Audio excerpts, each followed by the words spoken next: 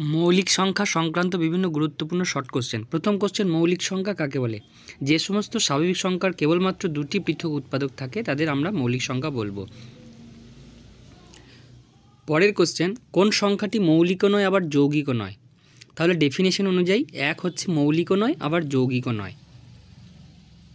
পরবর্তী কোশ্চেন, একটি যুগ্ম মৌলিক সংখ্যার নাম লেখো। 2 হচ্ছে কেবলমাত্র যুগ্ম মৌলিক সংখ্যা।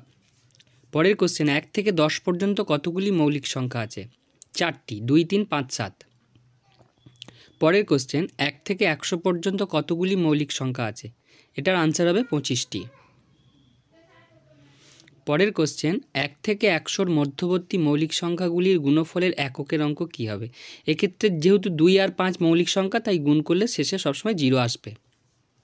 পরের কোশ্চেন, 3-এর থেকে বড় মৌলিক সংখ্যাকে নিম্নলিখিত কোন আকারে প্রকাশ করা যায়? 4k+1, 3k+1, 5k+1, 6k+1 অথবা 6k-1। এটার আনসার হবে 6k+1 অথবা 6k-1। কারণ দেখো, যদি 5 আমরা লিখি, 5কে আমরা লিখতে পারি 6 × 1 - 1, 7কে লিখতে পারি 6 × 1 + 1, এইভাবে আমরা লিখতে পারি।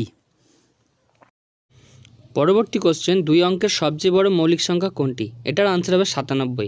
আবার দেখো, 97কেও কিন্তু আমরা লিখতে পারি 6 × 16 + 1 অর্থাৎ 6k+1, এই ফর্মুলায় কিন্তু আমরা লিখতে পারছি।